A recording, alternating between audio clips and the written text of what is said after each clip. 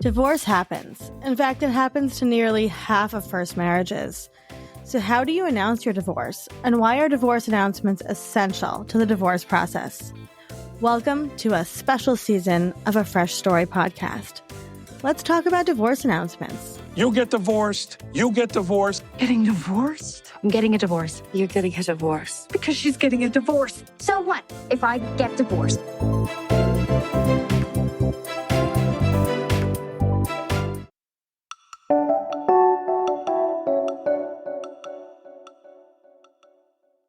Hello. We're here with Christina. Christina, can you take a second and tell us who you are, where you're from, and what you do? All right. My name is Christina Bailey. I am a first grade teacher. I am a mom of 4 children from IVF. And also I have a social media page that I love being on because I'm a part of a community that I just love and adore, and I can be myself there. I love that. Well, I have known, quote unquote, you for so many years. So I'm thrilled to be talking to, I think back like when you had baby number 1. So now you have 4, which is wild. And you've had quite the journey. We're going to have you come back on to do a regular episode because you have had a lot going on in the last couple of years.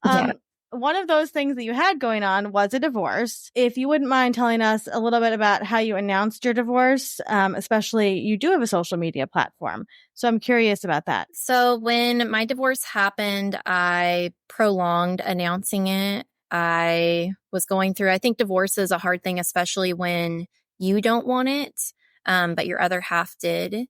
And I prolonged announcing it for a while. And then when I finally did announce it, I tried to make it into like a positive light and just kind of announce the facts, not get into a lot of the details. I think it's important we don't share too much that's going to offend the other person you were with. You want to stick to it mostly being about you and not about them. So I just made it known that the social media page it's been run by me for, pretty much the whole time during our marriage, but that my wife was no longer going to be on it. And the focus was going to be on me and my children. And which is, the kids have always been the main focus, I would say, since they were born. But just making it about that. And I posted, a photo of me and my kids just having fun, outdoorsy, and I got a lot of positive feedback from it. Obviously you told family and friends that were closer to you beforehand. So was that something you did via text message or phone, or kind of how did you disseminate that information before social media? I think a lot of it was over text message because that's just the way life is now.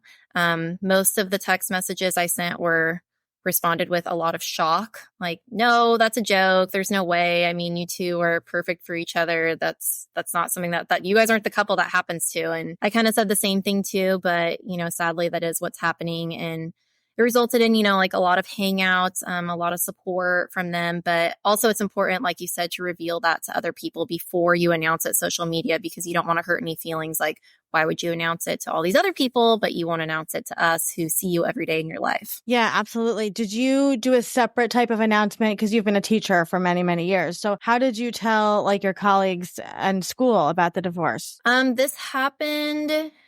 So it was kind of downfalling, I would say, since March of 2020. So I was still in school, but since it was COVID, we weren't really at work at all. And when we were at work, we were very separated. The kids were there part-time. So it was just so much craziness that none of my colleagues really even understood what was going on. I was definitely acting different. And I know a lot of my colleagues were saying like, oh my gosh, I feel like you've lost a lot of weight. Just because I was having a hard time eating and functioning and everything like that. But we didn't really have a time to connect. So I would say they didn't really find out until after I came back in the next school year for the following year after that. Because over the summer is when things started to really get finalized and the papers and everything came through. So we've talked to a couple other women here who have big social media platforms, and something that they've shared that is beautiful from this outcome is that a lot of people say like, thank you for sharing this. I feel really seen. I feel really like you understand what I'm going through. Is that a response you've also gotten? It is. I think got a lot of negative feedback. My social media page was kind of sabotaged too at the same time. So we had, like the post that I posted isn't even up anymore, and it was taken down, something that I didn't want taken down. I didn't want any of my memories taken down with my ex-wife. I wanted all those to stay up because it's a part of who I am. And I respect all those memories that we have together. And I still talk about them a lot with my children because they want to think back to the time that we were together as a family. Yeah.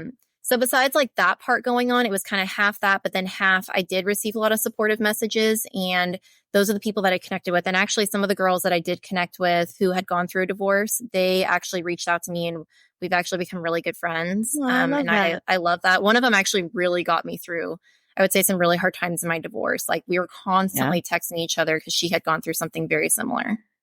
Yeah, it's so important to have other people that have gone through it that you can just vent to, that's not on social media, that is behind the scenes. So, Christina, why do you feel like it's so important to own your divorce announcement and talk about it publicly? I think it's important because even when I was faced for a divorce, it was funny. I was like, lesbians don't get a divorce. Like, this isn't something that happens. I don't hear about it. I don't see it. Even like everything I projected online, it literally felt like a fairy tale, and it looked like a fairy tale, but it felt like a fairy tale. That's all I saw from all the other lesbian couples out there. And I think when I was faced with divorce, I just felt so alone and nobody was out there. And I still feel like online it's not talked about enough because, like I said, we all show the fairy tale lifestyle, but we don't see the nitty gritty part. We all know that couples are bickering over like who takes out the trash and who does the dishes, but no one really talks about it enough online, especially divorce. Because I think those people who are married, they don't like understand, not trying to offend anybody whatsoever, but like I've even seen some reels where people joke about like, oh, we're still together, but we haven't gotten a divorce yet. And I think people who have gotten a divorce, who have gone through a really, really hard divorce, like speaking for me, who is still going through a lot of stuff, it's offensive. And they don't mean it to be offensive whatsoever. But I would say divorce is never something we should joke about. And that's why it should be talked about more. I fully agree with you. I feel this on social media so much. Like, unless you've been through it, because you can't explain what a divorce feels like, right? Yeah. It's really hard to explain that. So as somebody that shared your divorce publicly, what would be some things that you would recommend somebody does do about sharing their divorce, or perhaps doesn't do with sharing their divorce? Yeah, I'd say it's important to not share something that especially you're going to get in trouble for, because, you're making everything public online. Anybody can read it. Anybody can save it. I think it's important that you talk about what are some like good points to do, or like what are some things that got you through it, especially if you have kids that you're sharing custody with.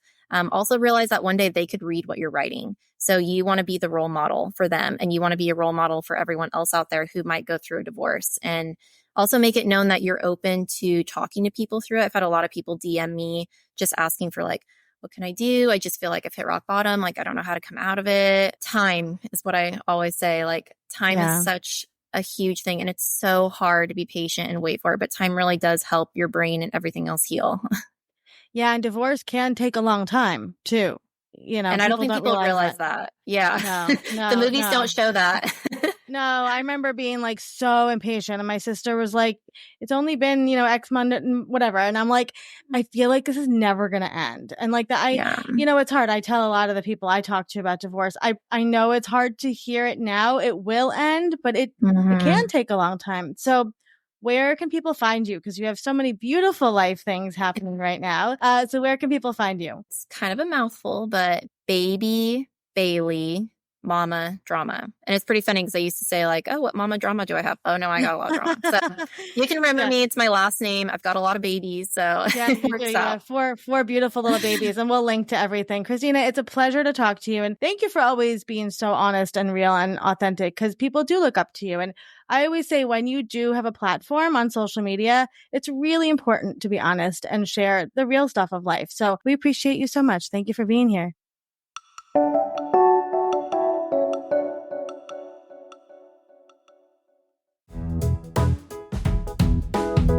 Thank you for listening to today's episode. A Fresh Story podcast is produced by Fresh Starts Registry, the first and only platform for everything you need to begin again, from home items to Hype Team and everything in between. You can learn more and read today's show notes at afreshstory.com.